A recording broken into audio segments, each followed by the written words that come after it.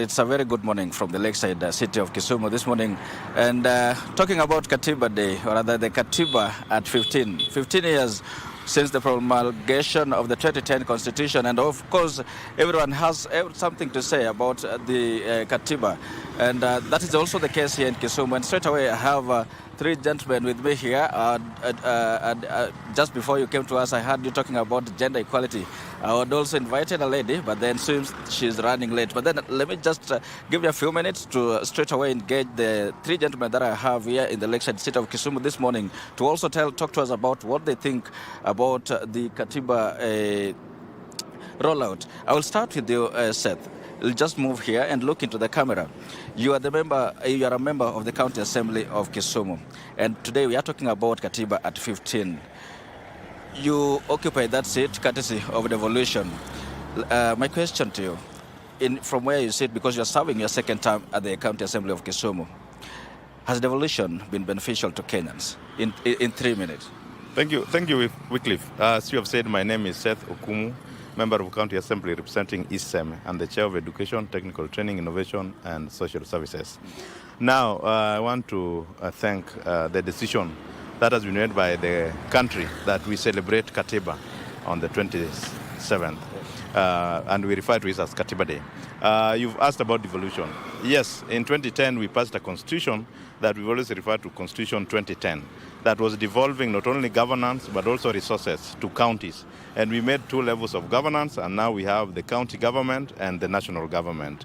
I think we have 47 county governments and one national government. All these governments are separate but interdependent.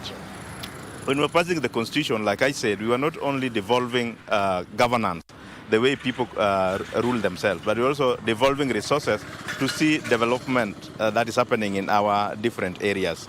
I think when the constitution came, and I want to give an example with East Seme Ward, we only had 3 major roads that had been used, and they were Maram roads, separate from the Kisumu Bondo Road. And that is the Kaloka D243. I even remember the number. The Maram Road going to Holomagwar and one going to Lunga. As we stand right now, we have close to 50 roads that have been opened since devolution. That's just to mention on roads. On health, I think there are dispensaries that have been built in this county.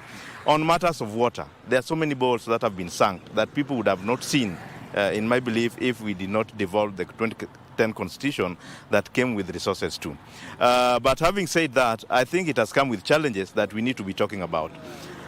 Constitutionalism can only happen if we have a day that we keep reminding people of the Constitution. The only way that a religion has been persistent in the whole world is because there are days that has been put to celebrate different religions. We have Muslims on Friday, we have SDA on Saturday, we have other churches on Sunday. And every day they talk about the same thing, the Bible and the Quran. So setting this 27th of August to be Katiba Day is quite in order? I think it's very, very in order, so that we remind people of exactly the roles that were devolved, the roles that were not devolved, and the responsibilities of each and every person in ensuring that this constitution works for all of us.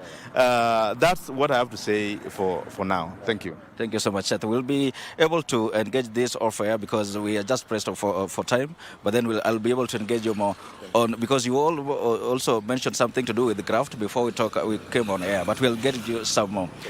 Nyauri, from where you sit, you are a resident of Kisumu, and you have a keen following it in political developments in the country.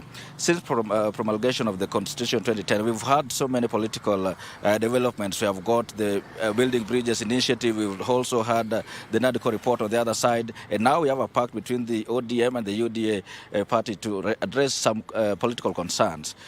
From where you sit, do you believe the Constitution as it is now, we need a referendum, or maybe to address some of those critical issues that have been raised? We need a referendum like yesterday to expand the scope of executive, though there's a school of thought that it will bring more burden to Kenyans, but it will address the issues of the winner-take-it-all.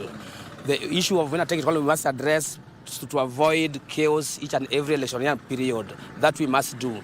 We need the office of the premiership and the 2 deputies, just like what PBI proposed earlier. We need office of the official opposition leader so that they counter-check what the government is doing. But I also want to talk about the issue of Katiba Day. It's a very good gesture. Katiba needs to be celebrated. It will give Kenyans time to look at the clauses that still needs to be amended so that we have a perfect constitution. There is no perfect constitution in the whole world, but we just need to amend other clauses so that we have at least a good one that can help Kenyans to further development. But one of the achievements of the Katiba, or one of the achievements of a constitution is devolution. As we wind up, Devolution, the constitution has ushered in devolution that has given us a lot of development at the grassroots level. The drilling of boreholes, there is the issue of the ECDs, there is of opening of health centers, there is the issue of rural access roads. But again, we need to fight graft.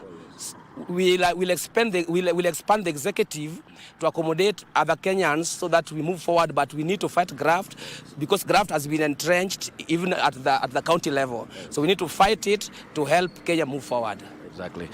Fine. Finalizing with you, Victor, just give me 1 more minute to engage one of the young voices. Victor, move here.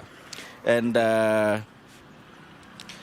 Katiba, the constitution as it is, has brought about inclusivity, that every single Kenyan needs to have a voice in every policy, every development project that is being initiated by both levels of government. But then the same constitution has brought about so many freedoms, and one of them is the freedom of speech and freedom of association. You are a Gen Z. Lately, there has been quite an uproar about the Gen Z movement, the Gen Z position within the political disposition in the country. Do you believe that, as stated by some quarters, that the Gen Zs are abusing the freedom of speech and association? Very briefly. Thank you so much. My name is Victor Otieno Molo, known as Kero Molo, incoming member of County Assembly, Kisumu County, Milimani Market Ward. I want to say that the Constitution, as it is a living document which should serve its purpose. Specifically to the youths, when we talk of picketing, rights and freedom of demonstration, this is something that is well articulated and stated in our constitution. But you will still find that the leaders that we choose, even in the legislative part, the national government and the country, abuse these rights indirectly and directly. Yes, people are allowed to go to the streets, demonstrate whatever they want peacefully, but you will find that leaders can still assemble somewhere, make a meeting to ensure that these same rights are infringed in one way or the other. How do we go about that? Just as we summarize, how do we address that? Because we have the right, everyone has the right to picket and also to associate. But then you're saying the leaders are the people that are abusing this. Where do we find the balance? How do we address this? You will find that in our constitution it provides for a public participation, something which has always been done manually. I think with the kind of technological advancement that we are having and with the where the world is going, you will find that we raise these concerns in the social media platforms, in the airwaves, but they don't reach these particular leaders that we are targeting. I highly request the government that let us embrace doing public participation for the young people in online platforms, in the social media platforms, so that they get a chance to air their views directly to the government.